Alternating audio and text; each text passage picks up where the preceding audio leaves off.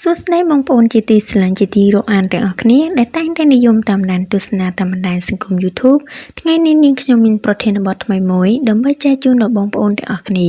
ប្រធានបទនោះគឺមានចំណងជើងថារួមភេទញឹកញាប់ពេកខ្លាំងពេកប៉ះពាល់ដល់សុខភាពដែរឬអត់មុននឹងយើងចូលដល់អត្ថន័យក្នុងប្រធានបទនេះសូមបងប្អូនទាំងអស់គ្នាកុំភ្លេចចុច Like Subscribe និងសញ្ញារូបកណ្ដឹងដើម្បីទទួលបានវីដេអូថ្មីៗបន្ថែមទៀតពី Channel YouTube របស់យើងខ្ញុំរួមភេទអាចជួយសុខភាពកាត់បន្ថយ stress ធ្វើឲ្យអារម្មណ៍ល្អប៉ុន្តែបើរួមភេទលើសកម្រិតល្អសម្រាប់សុខភាពឬក៏ប៉ះពាល់ដល់សុខភាពដែរឬទេចំណុចទី1រួមភេទច្រើនពេកខ្លាំងពេកអាចធ្វើឲ្យគាំងបេះដូងបើយើងមានបញ្ហាបេះដូងយើងអាចរួមភេទមិនជាញឹកញាប់ក៏ពិតមែនប៉ុន្តែអ្នកខ្លះអាចនឹងមានបញ្ហាឈឺបេះដូងអំឡុងពេលរួមភេទមនុស្សភាគច្រើនសកម្មភាពរួមភេទក៏អាចល្អសម្រាប់បេះដូង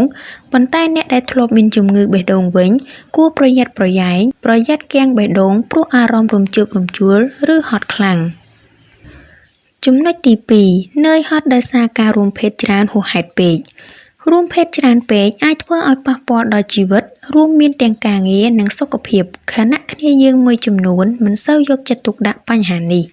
ពេលយើងអស់កម្លាំងខ្លាំងនិងពិបាកធ្វើការឲ្យបានល្អពិបាកសម្រេចការងារអ្វីដែលចាំបាច់ឬបន្ទាន់សម្រាប់ក្រុមហ៊ុនជាដើម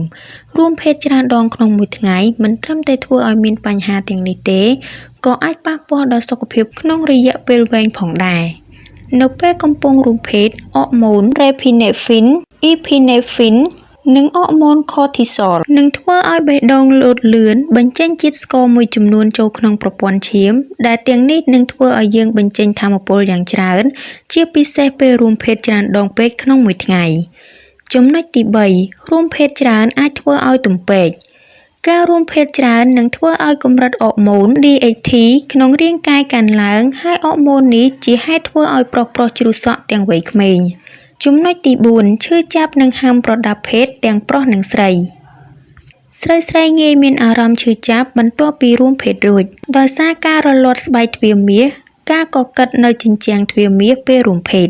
ដូចនេះសកម្មភាពរួមភេទចូលទ្វារមាសដោយប្រើកម្លាំងខ្លាំងអាចធ្វើឲ្យទាំងសងខាងឈឺចាប់ក្នុងសភាពដូចនេះយើងអាចជួយឲ្យដៃគូដោយប្រើវិធីរួមភេទផ្សេងវិញដោយមិនចាំបាច់បង្ខំរួមភេទតាមទ្វារមាសចំណុចទី5ខូចសរសៃប្រសាទដោយសាររួមភេទខ្លាំងសរសៃប្រសាទអាចនឹងរងរបួសនៅពេលយើងរួមភេទខ្លាំងពេកដូចនេះយកល្អគួរសម្រាកខ្លះឬអាចរួមភេទនៅពេលក្រោយទៀតជៀសវាងការភ្ញួចកន្លែងដដែលច្រើនពេកប្រសិនបើអាចចំណុចទី6ឈឺសាច់ដុំបន្ទាប់ពីរួមភេទខ្លាំងពេកសកម្មភាពរួមភេទខ្លាំងពេកស្រដៀងនឹងការធ្វើសកម្មភាពខ្លាំងផ្សេងទៀតដែរវានឹងធ្វើឲ្យសាច់ដុំតឹងខ្លាំងគ្នាយើងពិសេសប្រុសគួរតែសម្រាកខ្លះកុំទាន់រួមភេទដើម្បីជាសះស្បើយពេញលេញសិនម្យ៉ាងវិញទៀតយើងអាចជ្រើសរើសយកក្បាច់រួមភេទណាសាច់ដុំមិនសូវរងសម្ពាធខ្លាំងក៏បានចំណុចទី7រួមភេទខ្លាំងឬញឹកញាប់ពេកអាចធ្វើឲ្យបាក់លឹងថ្វីបើលឹងប្រុសមិនងាយបាក់ក៏ពិតមែនតែអ្វីសំខាន់បំផុតត្រូវដឹងថាលឹងរបស់មនុស្សប្រុសក៏អាចដាច់របួសគ្រប់ពេលប្រហែលជាឮសំឡេងប្លែកមួយបន្ទាប់មកលឹងយើងក៏មិនឡើងរឹងទៀតហើយបញ្ហានេះនឹងធ្វើឲ្យគល់លឹងនិងពងស្វាសឡើងហើម